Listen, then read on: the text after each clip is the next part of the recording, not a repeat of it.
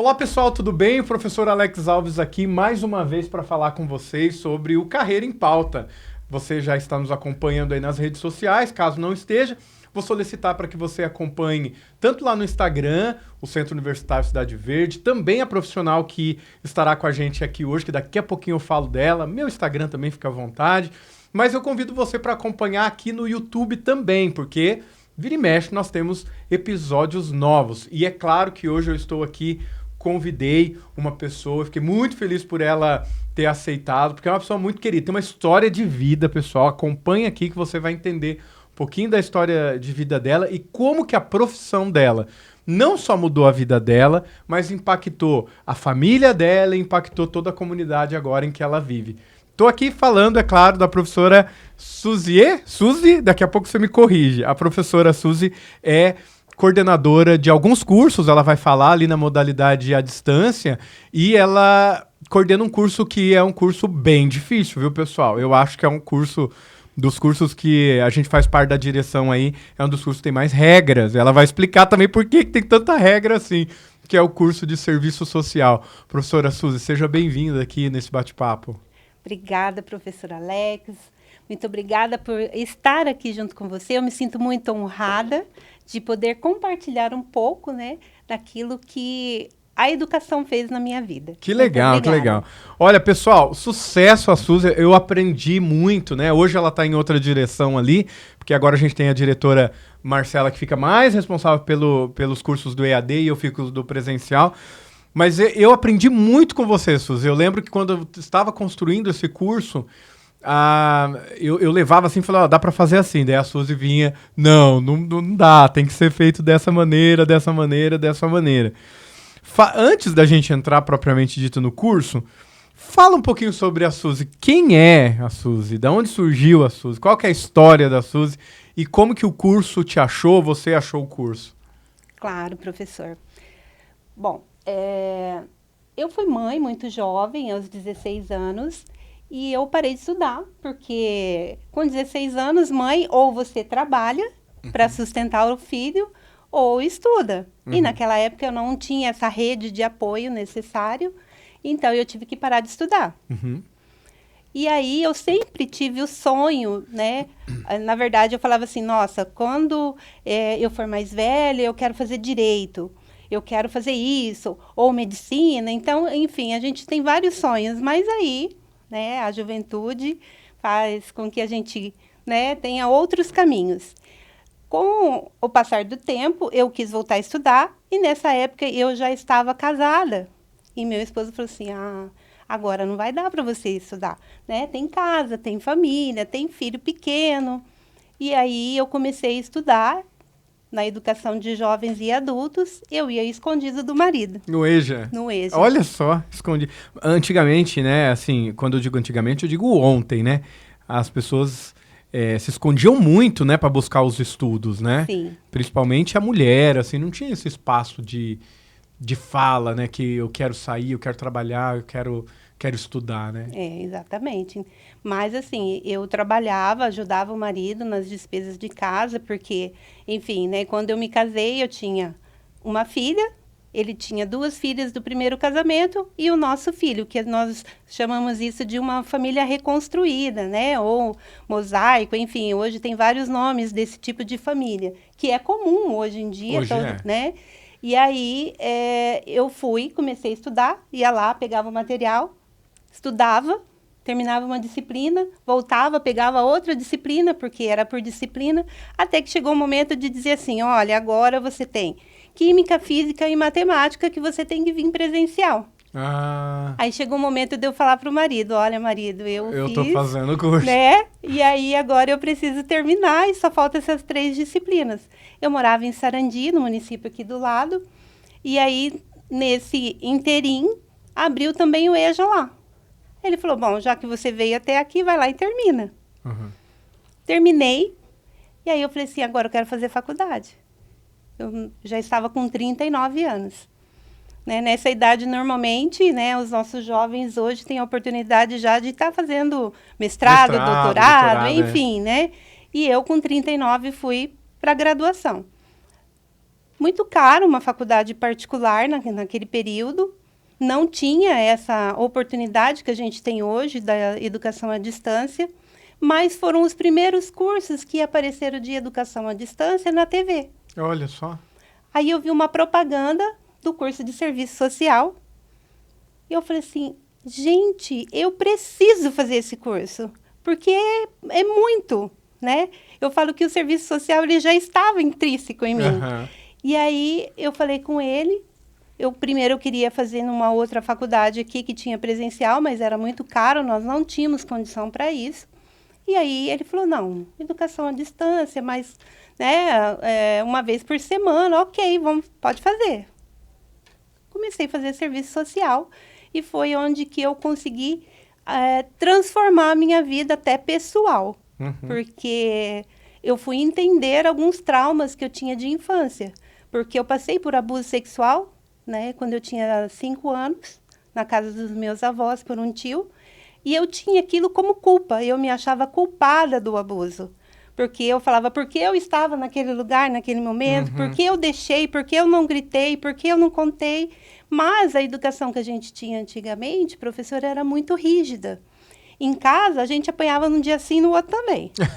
Era assim, Meu né? Deus do céu. E aí, a minha avó era muito brava, eu fui criada, né, pelos meus avós, os meus pais se separaram, eu tinha 2 anos, e a minha avó ficou, então, com a responsabilidade da minha criação, a minha avó materna.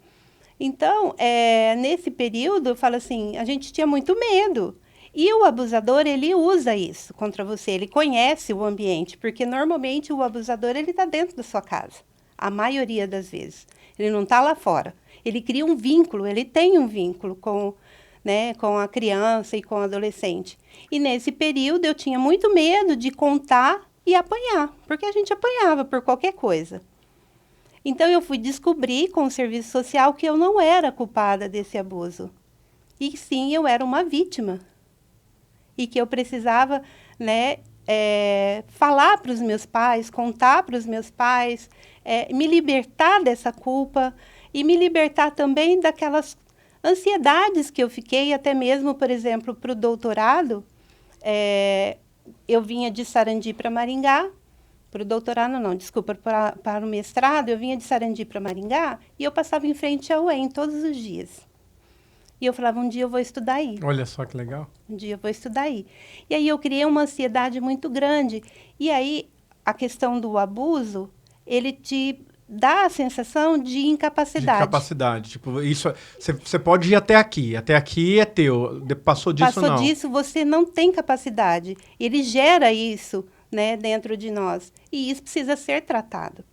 E aí falei, quero estudar na UEM, quero fazer mestrado. Enfim, eu tive que fazer terapia para poder controlar a minha ansiedade, o meu emocional, para poder fazer prova, porque eu não passava na prova. Eu estudava, chegava na prova, as letrinhas meio que andavam assim, sabe? E aí eu respondia, mas eu não conseguia ter nexo naquilo que eu estava escrevendo, porque a minha cabeça estava assim, tão ansiosa, que os pensamentos tão acelerados e eu não dava conta. Então, eu tive que fazer terapia, me entender, né, o meu momento para poder passar na prova. E deu certo. Que legal. Né? Que legal. E isso através do serviço social. Você é a primeira pessoa na família graduada ou não? Tem outras pessoas também? A minha mãe, ela foi fazer faculdade com 57 anos. Olha aí, professor. uma família de gente guerreira. A minha mãe também, ela é uma mulher, né, como ela se separou, depois ela se casou. E aí meu padrasto também, né, é aquele ciclo que fala que mulher não estuda, mulher, né, e alcoolista. Então, assim, uma vida muito difícil. Mas ela conseguiu enfrentar e aos 57 anos ela foi fazer letras. Olha que legal. Com especialização em espanhol. Que legal. E ela legal. foi a primeira aluna da turma e ela ganhou, né, uma premiação no momento da colação de grau dela na frente de todos os alunos. Gente, olha que história bonita. Eu falei para vocês que hoje ia ser uma história bonita e é mesmo, ó. Como que a educação muda efetivamente a vida da pessoa? Você que está estudando, principalmente os nossos alunos da educação à distância, às vezes você está sozinho em casa, às vezes você está num quarto porque você está cuidando de alguém, então é o único momento de você ouvir um podcast, é o único momento de você acompanhar os seus estudos e às vezes você procura um horáriozinho para ouvir alguém contando experiência, saiba que você não está sozinho. Tem muitas pessoas que não podiam sair de casa por uma situação ou por outra, e não tem idade, né? Então, assim, não que 39 anos, a professora fala como se fosse já muito velha. Não é não, professora. Não que com 39 anos seja uma pessoa velha. É que com 39 anos, normalmente, aqui no Brasil, nós já estamos encerramos a graduação e já estamos quase encerrando o mestrado, já entrando no doutorado, se não quase terminando já o doutorado. É só isso. Mas sempre há tempo de estudar, você que está aí nos ouvindo. Inclusive o parâmetro, né, a média de idade dos nossos alunos da educação à distância é de 35 a 45 anos, ou seja, as pessoas vão atrás. Mas, Suzy, o que você trouxe assim, de experiência, né? Porque muitas coisas te marcaram pelo que você falou, mas no curso, efetivamente, né, no curso de serviço social, seria interessante depois você falar quais são os outros cursos que você coordena também. No curso de serviço social, o que te marcou, assim, que você falou assim, escolhi a profissão certa? Normalmente as pessoas pensam que assim, eu vou fazer serviço social porque eu quero ajudar as pessoas. Porque assim, a assistente social é aquela moça boazinha que vai lá entregar a cesta básica. Gente, e não é nada disso, né? Nós fazemos parte da mediação entre, né, os usuários da política pública e as políticas públicas.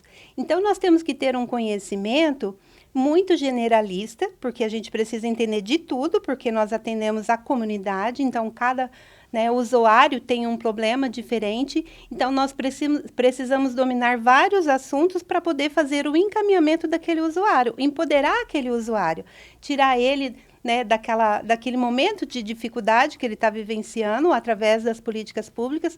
Claro que nós não fazemos ações, a gente fala messiânicas, né, porque não temos como fazer tudo, mas essa é a beleza do serviço social, você poder, né, dar autonomia ao usuário, né, trazer para ele, né, trazer conhecimento, trazer clareza dos direitos que ele tem. Então, assim, nós tentamos pelo menos, né, transformar uma situação, né, vivenciada por aquela família. Então, nós podemos ver várias pessoas, por exemplo, eu trabalhei no albergue aqui em Maringá, por exemplo, que atende pessoas em situação de rua. Trabalhei no Lar Preservação da Vida, que atende mulheres e adolescentes gestantes que vêm de outros municípios ou até mesmo que estavam em situação de rua. Então, nós podemos ver várias vulnerabilidades, né? Então, precisamos ter esse conhecimento. E o conhecimento me encanta, né? Eu tenho serviço social, eu tenho licenciatura em sociologia, fiz pedagogia. Que legal, né? Que legal. Fiz mestrado em ciências sociais e estou no doutorado também em ciências sociais. Que legal, que legal. Eu acho que quando tem algumas coisas assim importantes na nossa vida. Tem profissão que nos escolhe e às vezes a gente que escolhe a profissão. Sim. E essa é uma profissão que você escolheu. Sim. Né? E aí hoje eu estou coordenando então o curso de serviço social, que é bacharelado, ciência política, bacharelado, Legal. desenvolvimento comunitário e educação social, que são tecnólogos, e agora está vindo ciências sociais e sociologia também. Que legal. E é uma coisa interessante, né? Não sei de você, eu também fiz alguns cursos na minha vida. E é interessante que às vezes a gente vai contar para a família da gente, né? Eles nem entendem a magnitude que é tudo isso. Professor, você tem 6 graduações, fora as especializações. Pensa que eu não sei. Não, mas assim, vai vendo, às vezes a gente faz uma graduação, a gente fala, sou formado em tal coisa. Eles não têm a dimensão, né? Mas pra gente, assim, é um orgulho muito grande, né? Ter uma graduação, tá ali no momento da colação de grau. Então, você que tá aí nos acompanhando, a gente entende o que é passar, às vezes, de madrugada estudando, porque vai cair uma questão na prova, enfim. Vamos falar um pouquinho sobre entrar, né? Falar um pouquinho do propósito, inovação e desafio da tua área. Como você enxerga o propósito da sua área na mudança das pessoas e o que você vê que está acontecendo de mudança na própria profissão do serviço social? O Professor, eu penso que assim, não só o serviço social, mas a gente pegando a questão de políticas públicas, que envolve todos os cursos os quais eu coordeno. Né? As políticas públicas hoje, ela vem sofrendo, né, uma mudança geral no nosso país, porque você sabe melhor do que eu que nós não tivemos, né, um estado de bem-estar social no nosso país. Né? Nos outros eles tiveram, mas foi assim, muito rápido. E aqui no nosso nem chegou. Então, nós temos as várias políticas públicas do nosso país que afetam todos os cursos e todas as profissões. E aí, a inovação, eu falo assim, hoje é você fazer, né, com que a mudança aconteça com aquilo que você tem. Então, você tem que ser ágil, você tem que empreender com aquilo que você tem, com o seu conhecimento. Né? Não adianta você falar assim, eu vou fazer serviço social e não vou fazer uma pós-graduação mais porque eu já me graduei. Não dá.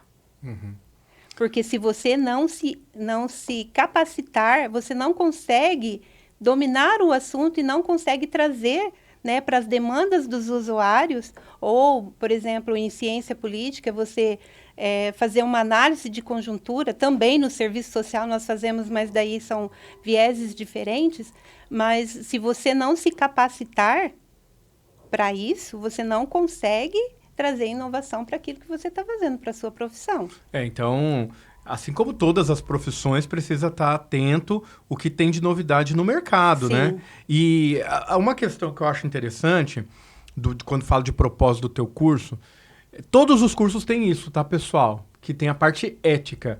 Mas eu vejo assim com muito afinco no teu curso. O que você tem a dizer dessa parte ética do teu curso? Do profissional, efetivamente. O serviço social, em especial, todos nós temos que agir com ética. Mas o serviço social, ele tem um conselho muito atuante. Nós temos o Cefes, que é o Conselho Federal, e depois nós temos os CRES, que são os regionais, e os NUCRES, que são os núcleos que nós temos nos municípios. E eles são muito atuantes. Então, nós temos regras, né, principalmente ali para o curso e para os estágios. Então, se você não cumprir as regras que o Conselho determina, e a ABEPS também, né, que tem ali a Política Nacional de Estágio, as resoluções, a 533, a Lei 8662, enfim, são uma série, né, de documentações e regulamentações que o serviço social exige. E se você não cumprir essas regras, você pode cursar o serviço social e, na hora que você for lá no conselho, você não consegue, né, se registrar, porque não basta você fazer o curso. Você pode fazer a graduação, mas para você ser um assistente social, você tem que estar efetivo no seu conselho. Então, você tem que ir lá entregar a sua documentação, né? E aí, por exemplo, a hora do estágio, nós aqui da instituição, nós temos que ter o supervisor acadêmico da instituição e lá, né, onde o nosso estudante ou o nosso discente estiver fazendo o estágio, tem que ter um supervisor de campo, plano de estágio, documentação, ficha de acompanhamento. Então, e esse profissional para acompanhar o nosso estudante, ele tem que ser formado em serviço social. Então, são várias regras, né, que o nosso conselho exige e a ABEPS também. Olha só, então precisa acompanhar aí. Eu lembro que vocês têm uma legislação específica, inclusive, Sim, a respeito do estágio, a respeito do curso. Você que está fazendo esse curso ou quer fazer esse curso, vale a pena pesquisar, vale a pena ouvir também os profissionais, fazer visita técnica com esses profissionais, que eles vão passar bastante dicas para vocês. Como que você visualiza o futuro da profissão? Vou dizer alguns exemplos, né? Hoje, e daí você me corrija, porque você que é da área, hoje me parece que está mais fácil, ou talvez tenha uma ferramenta a mais para as denúncias, né? Porque o serviço social também serve para quando está perdendo guarda de criança, para quando alguém está passando alguma vulnerabilidade, juntamente com o direito, trabalha-se muito, tem vários projetos. E hoje as redes sociais, elas acabam revelando muita coisa que o serviço social fica de olho, né?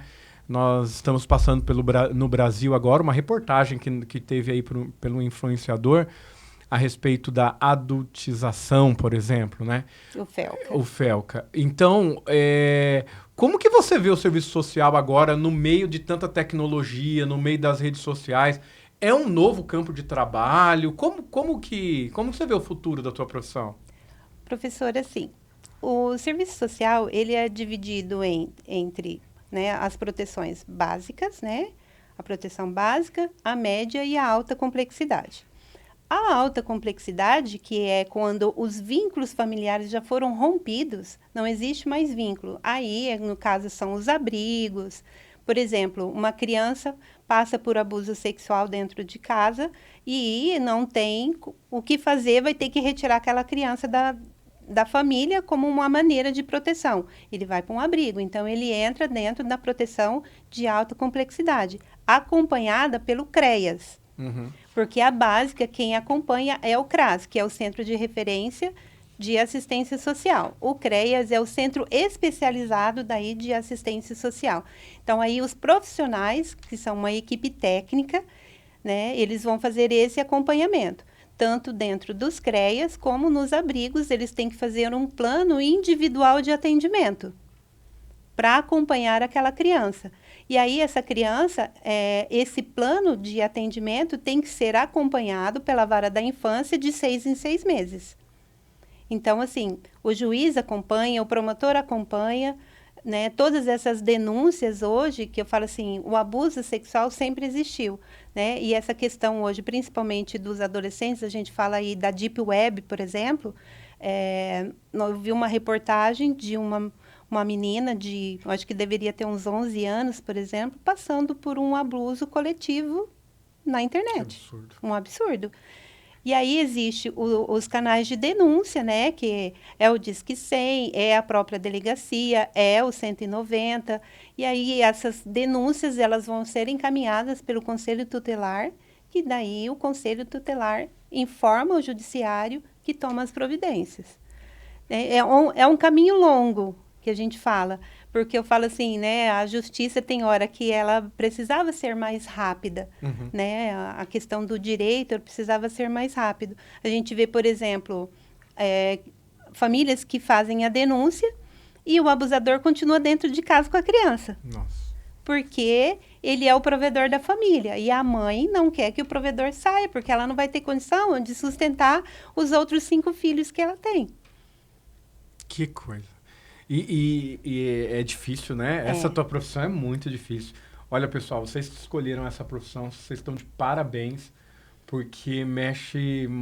Eu fico imaginando o emocional que vocês têm que ter para entrar numa casa e ver tudo isso. Sim. E dar os encaminhamentos. Mas, assim, quais as habilidades. Além dessa parte emocional, né, que eu acho que a pessoa tem que. Fazer terapia, né? Tem que fazer terapia e assim, a parte mais importante não é o que eu acho. Aham. Nunca eu acho, Aham. né? Sempre o que a lei diz. O que a lei diz.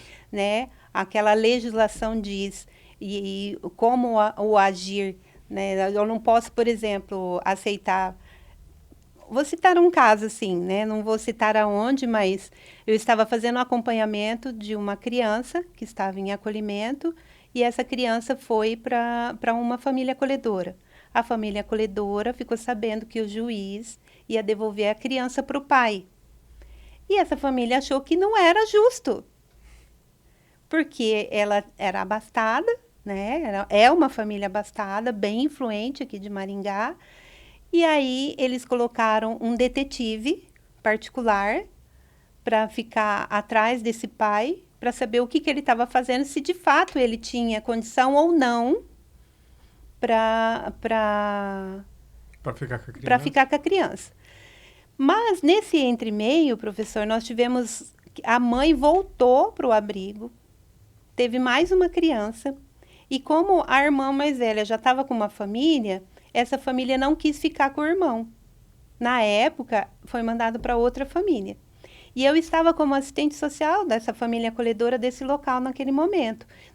Eu, junto, né, com a psicóloga, que é sempre a equipe técnica, nós fizemos um documento, mandamos para o promotor solicitando que as 2 crianças fossem colocadas na mesma família. Juntas. O promotor disse, não, vamos manter assim. Trocou o juiz de Maringá. E aí, essa família foi lá, né, o juiz falou assim, não, vamos devolver as 2 crianças. Aí essa família colocou esse detetive atrás do pai, entregou um laudo para o juiz. O juiz mandou chamar a pessoa responsável da instituição. Eu aí, né, nesse interim, eu passei como coordenadora da instituição, a assistente social da família acolhedora. Vamos lá. Você quem é? Ah, eu sou fulana da instituição. Você quem é? Ah, eu sou assistente social da instituição. E você quem é? Eu falei, eu sou a coordenadora da instituição. Ele falou, é com você que eu quero falar. E aí, professor, esse juiz batia a mão em cima da mesa e falava assim, com quem deu autorização para essa família fazer isso? E falou. Aquele dia eu achei que eu ia sair presa de lá. E aí, o que aconteceu? Vou mandar chamar a polícia agora e você vai lá na casa da família buscar essa menina. Eu falei, não, doutor, calma. Vamos resolver. Por isso que eu falo, nessa hora, você tem que pensar. Você não pode deixar o seu emocional tomar conta. Porque, vou dizer que eu não estava com medo? Claro que eu estava, porque ele podia me mandar me prender ali de qualquer momento. Eu era a responsável pela instituição. Uhum. Não era nem a presidente da instituição, e sim eu. Aí eu falei, não, calma. Todo final de semana, essa menina vai visitar o irmão, eles passam o final de semana junto, a hora que for para lá, a gente avisa que ela não volta mais. E assim a gente não precisa causar nenhum dano emocional para essa criança. Né? Porque eu não estava pensando só, né, na situação, em mim, naquele momento, eu precisava pensar na criança. Porque nós, profissionais, nós temos que pensar no usuário, no bem-estar do usuário, e não no nosso. O sigilo profissional, essas coisas, se você contar para mim que você matou alguém e falar assim, isso é um sigilo, que eu estou te contando em sigilo profissional, eu jamais posso contar para alguém. Nem se for na justiça, não posso. Então, assim, é isso que você tem que ter em mente, que você tem que defender o seu usuário. Foi para lá, e aí essa família, a hora que soube de tudo isso, só não me chamou de bonita, né? Porque do resto, assim... Mas eu falo, às vezes você tem que manter o sangue frio para resolver a situação. Uhum. É fácil? Não, não é. É só com o tempo que a gente adquire isso. Eu acho, né? Acho que você já respondeu aqui. As habilidades e competências do profissional tem que ser esse camaleão aí para entender as situações e agir conforme a legislação, né? Olha, pessoal, parabéns pela profissão que vocês estão escolhendo. Eu vou passar a palavra para você mais uma última vez. Para você, qual conselho que você dá para quem ainda não entrou na profissão, está pensando em entrar, e quem já está quase saindo assim da profissão? Qual o conselho que a coordenadora do curso de Serviço Social nos dá? Estudem. É o melhor conselho que eu posso dar. Eu passava os meus finais de semana, porque durante a semana, né, trabalho, família. Então, assim, se você quer ser um bom profissional, estudem, né? Terminou a graduação? Estudem, né? Fiz serviço social, fiz sociologia. Da sociologia, eu fiz um PIC na sociologia, do qual me levou para o mestrado, e eu estou agora no doutorado. Então, assim, aproveita as oportunidades. Nós temos PIC no serviço social. Temos mesmo. Né? Então, aproveita a oportunidade, começa a iniciação científica, né? Se capacite. Essa é a melhor oportunidade que ninguém pode tirar de você. E continuar estudando bastante. Muito. Pessoal, falei aqui com a professora Suzy, uma querida. Eu falei para vocês que era uma história muito bonita, já estamos aqui há quase 30 minutos conversando, e eu quero mandar um abraço para você que está nos assistindo aí, esse podcast, que é o Carreira em Pauta. Siga a gente nas redes sociais, siga a professora Suzy também, que ela coloca bastante coisa ali da área dos cursos dela ali no EAD. Siga também aqui no YouTube para que você possa receber as novidades sempre quando a gente traz um profissional aqui tão dedicado. Professora Suzy, muito obrigado. Sucesso na tua carreira. Professor. Parabéns. É uma carreira muito singular. Eu tenho certeza que você ainda vai mudar, assim como o curso mudou tua vida, vai mudar a vida de muita gente também. Obrigada. Sucesso. Obrigada, pessoal, gente. Tchau. Tchau. Sucesso para vocês.